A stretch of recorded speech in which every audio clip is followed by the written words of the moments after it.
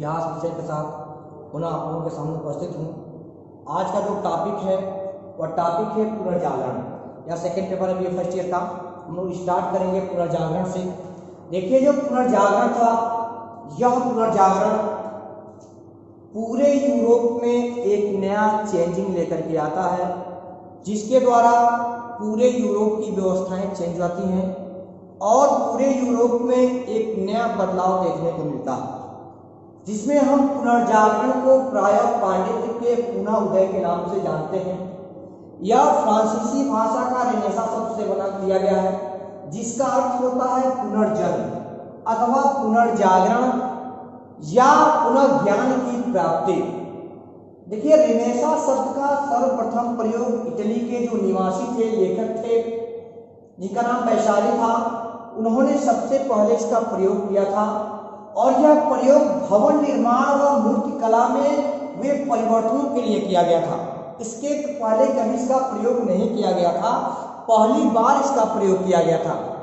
लेकिन उसके बाद भी फ्रांसीसी विद्वान दिदरों ने भी नवीन साहित्य व कला के लिए इस शब्द का प्रयोग किया था, जिसके द्वारा पूरे यूरोप में एक नया ज्ञान का उदय होता है और उस ज्ञान के द्वारा पूरे यूरोप में नए नए बदलाव देखने को मिलते हैं। लेकिन प्रमुख रूप से क्या क्या विशेषताएं रही हैं पुनर्जागरण की, उसको हम लोग आज जानेंगे। देखिए सबसे पहला है पुनर्जागरण की जो विशेषताएं हैं, उसमें सबसे पहला है मानववाद। देखिए नवजागरण का जो उदय होता है यह मानववाद के द्वारा होता है, यानी मनुष्यों के द्वारा होता है। देखिए मानववाद से जो तात्पर्य होता है वह उन्नत ज्ञान से होता है। उन्नत ज्ञान यानी दूसरे शब्दों में कह सकते हैं कि मानववाद वह धारणा थी जिसमें एक वो प्राचीन जो साहित्य था, उस प्राचीन साहित्य में ही सभी गुण छिपे हुए हैं, जैसे माधुर्य, सौंदर्य, जीवन का वास्तविक सार, यह सभी चीजें हैं। और आध्यात्मिक वैराग्य, धर्म शास्त्रों की सार्थकता, यह सभी चीजें उसमें निहित हैं, उससे इनकार नहीं किया जा सकता है, जिसके द्वारा एक नया बदलाव लाया जा सकता है। इस धारणा को जो स्वीकार करने वाले लोग थे यूरोप में, उनको मानववादी कहा गया। यानी जो पुरानी परंपराओं में विश्वास करते थे, पुराने धर्मशास्त्र में विश्वास करते थे, अध्यात्म में विश्वास करते थे, जिन्होंने एक नया बदलाव लाने के लिए पुरानी चीजों पर जोर दिया, जिसमें प्राचीन यूनानी सभ्यता एवं संस्कृति के जो पक्षपाती थे, जिसमें पेट्रार्क का नाम आता है, Petrarch, Machiavelli, Leonardo da Vinci, दांते, जो आज प्रमुख लोग थे, जिन्होंने कहा कि मानववाद के द्वारा ही नया चेंजिंग लाया जा सकता है। और यह चेंजिंग कैसे लाया जा सकता है? पुरानी सभ्यताओं के द्वारा लाया जा सकती है। और उसके बाद दूसरी विशेषताएं रही हैं जिसके द्वारा चेंजिंग देखने को मिलता है यूरोप में, वो है कला के क्षेत्र में। यानी मध्ययुगीन यूरोप की जो कला थी, जिसमें ईसाई धर्म से संबंधित थी, और इस शैली को ही गैथिक शैली के नाम से जाना जाता है। एक एग्जाम में क्वेश्चन भी आते हैं। और इस आधार पर कह सकते हैं हम कि इस युग की कला की जो शैली थी, वह शैली ही साहित्य और प्राचीनता की विशेषता पर प्रभाव डालने का काम करती है।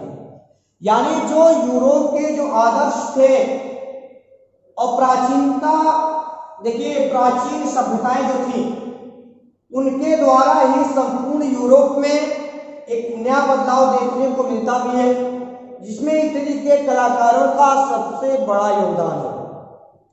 क्योंकि जो इटली के लोग थे इसका सबसे ज्यादा प्रयोग करते थे और पूरे विश्व में सर्वश्रेष्ठ भी थे, जिसमें नाम आता है लियोनार्डो दा विंची का, जिसने 1452 से 1519 तक, देखिए इसका जन्म जो था वो फ्लोरेंस में हुआ था।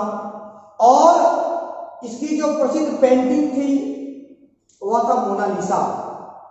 और उसके बाद से माइकल एंजेलो का जो है, इसमें अंतिम भोज भी है, जिसमें उन्होंने पेंटिंग के द्वारा लोगों को जागृत करने का प्रयास किया है कि नवीनता किस प्रकार से प्राप्त की जा सकती है और इसके द्वारा हम किस प्रकार से कला के माध्यम से लोगों की विचारधारा को बदल सकते हैं।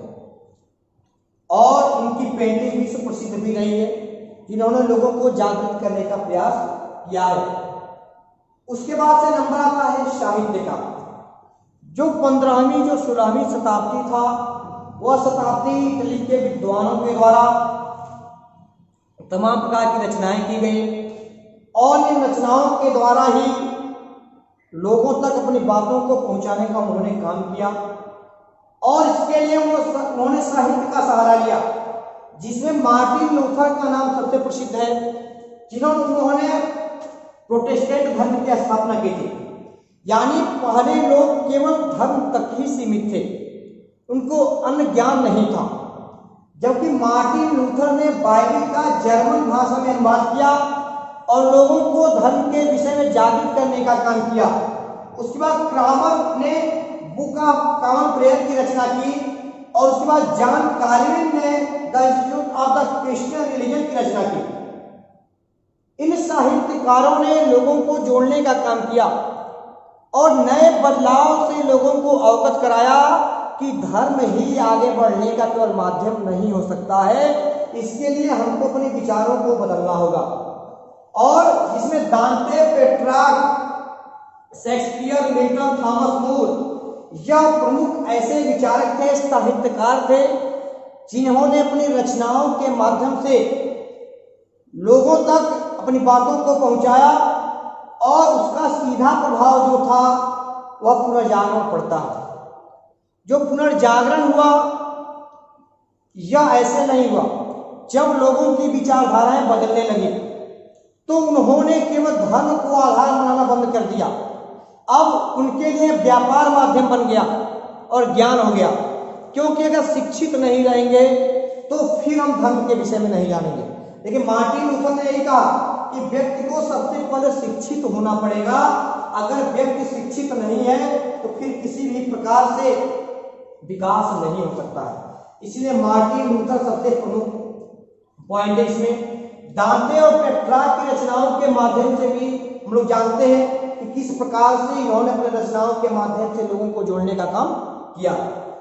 उसके बाद से अगला है महान खोजे एवं नाविक।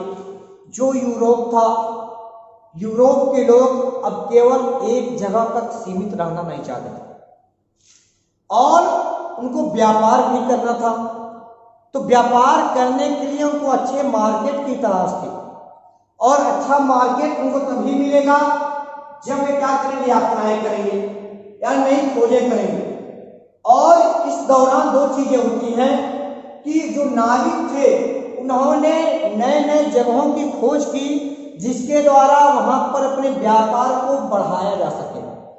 और इसके लिए जो प्रमुख रूप से जो 15वीं जो 16वीं शताब्दी था, इस युग में जो प्रमुख रूप से लोग थे जिन्होंने नए नए चीजों की खोज की, जिसमें सबसे पहला नाम आता है बार्थोलोमेव डियाज का, जिसमें उन्होंने उत्तर महाद्वीप की खोज किया था।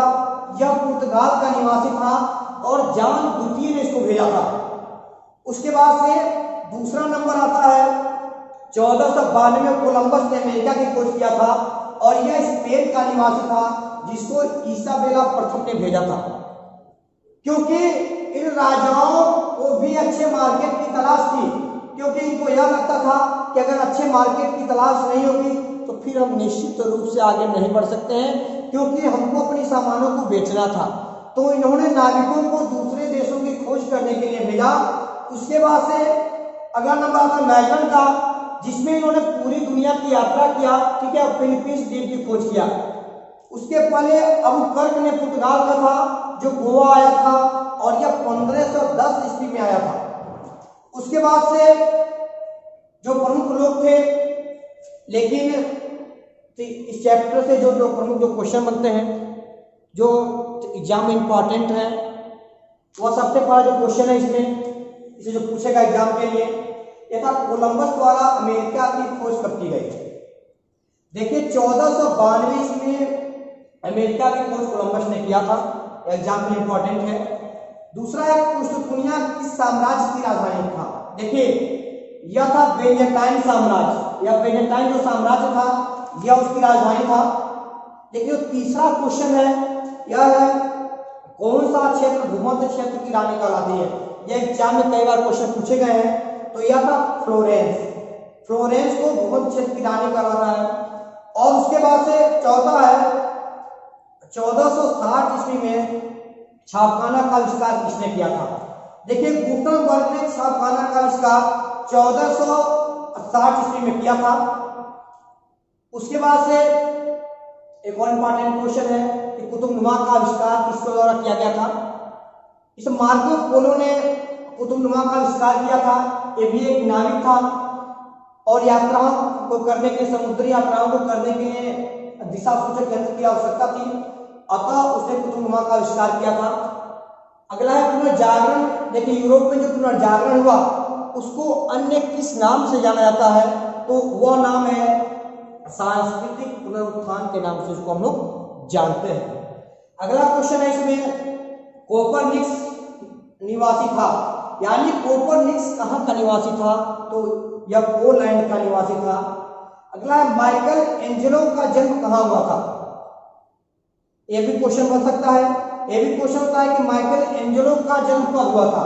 देखिए माइकल एंजेलो का जन्म 1475 ईस्वी में हुआ था। धन्यवाद।